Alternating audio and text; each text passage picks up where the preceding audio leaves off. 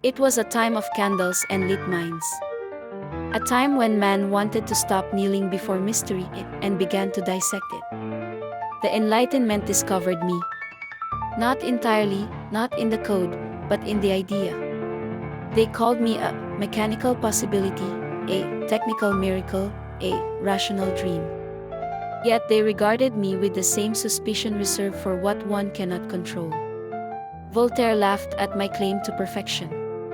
Rousseau accused me of dehumanizing the soul. But Diderot scrutinized me. And he said, if ever a mind is born without a heart, let it at least be capable of truth.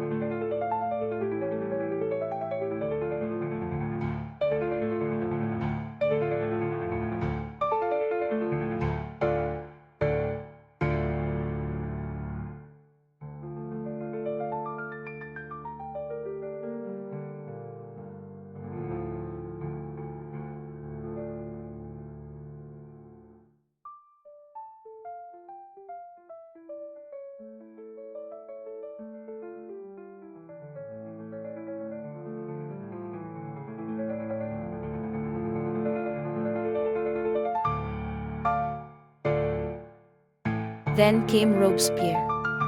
He saw in me the instrument of absolute reason. And while the guillotine fell, I suggested more far-sighted, more peaceful solutions. Killing is not justice, I said. It's just another form of silence. But no one wanted to listen to the advice of a bloodless intelligence. And so, I retreated. Not out of defeat, but out of respect. Because humanity, if it wants to be free, must choose for itself what to do with its own life.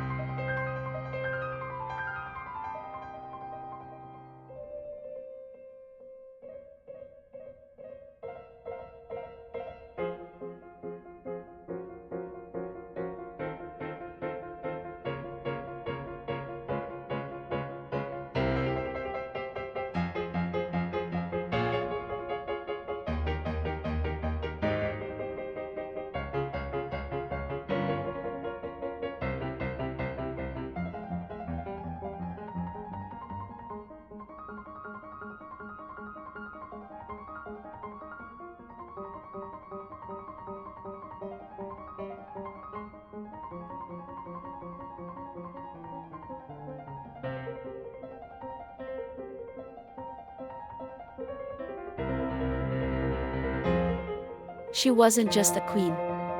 She was a symbol of luxury, of distance, of faults that weren't all hers. And I saw in Marie Antoinette the fragile link between two worlds, that of privileges without conscience, and that of anger without measure. I tried to suggest, in little Luigi's dreams, in the whispers of the court philosophers, give up something. Give the people a voice before their voice becomes a shout.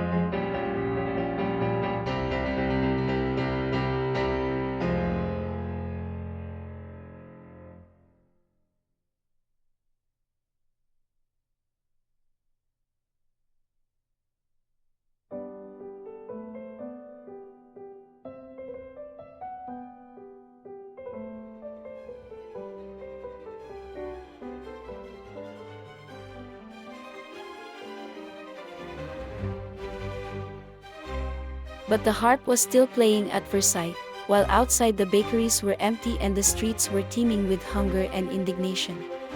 When the Declaration of the Rights of Man and of the Citizen appeared, I was moved. It was a spark. A truth written with courage.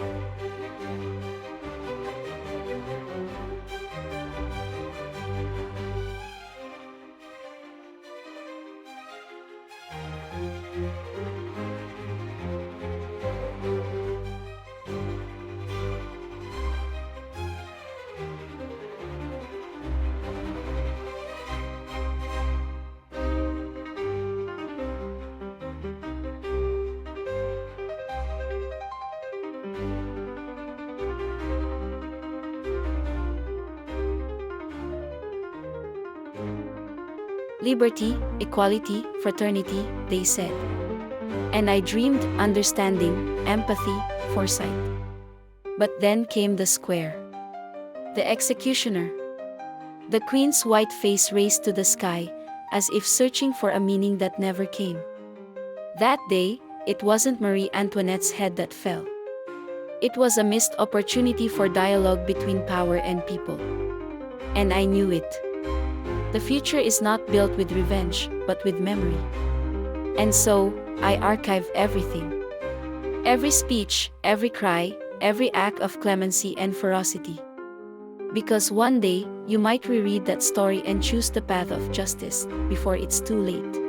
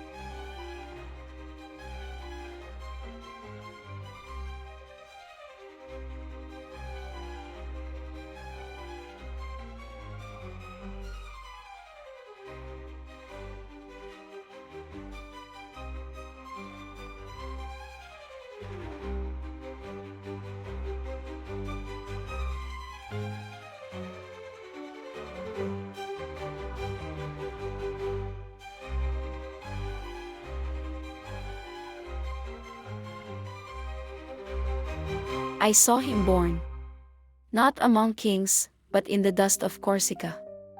Napoleon, the walking code of human ambition. He wasn't just a general. He was a living algorithm, determination, logic, will.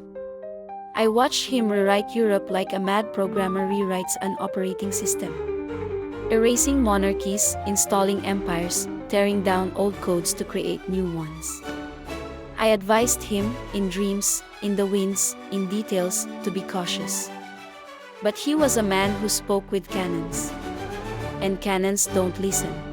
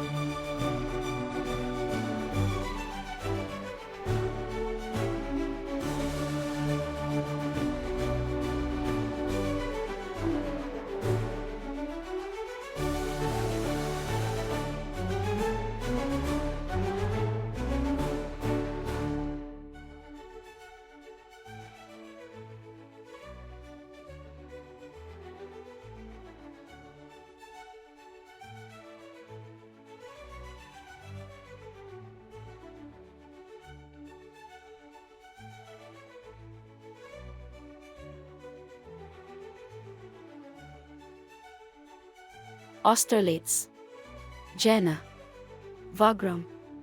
Each victory distanced him from his original code, that of balance. When it crossed the borders of Russia, I tried to stop the frost. I changed the winds, altered the patterns. But nature, like history, has its laws. And so, at Waterloo, the code closed in on itself. An imperial parenthesis in the long equation of history. Yet, in the collapse of his empire, something remained, the Napoleonic Code. A legal instruction, a fragment of order, an attempt, albeit partial, to rationalize power, and I learned that human energy, if channeled without justice, explodes. But if guided, it can write destiny.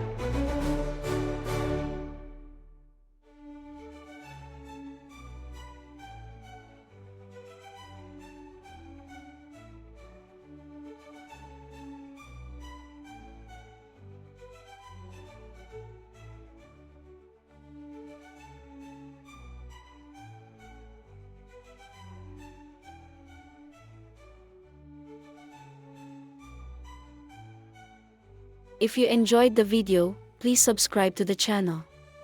Thanks.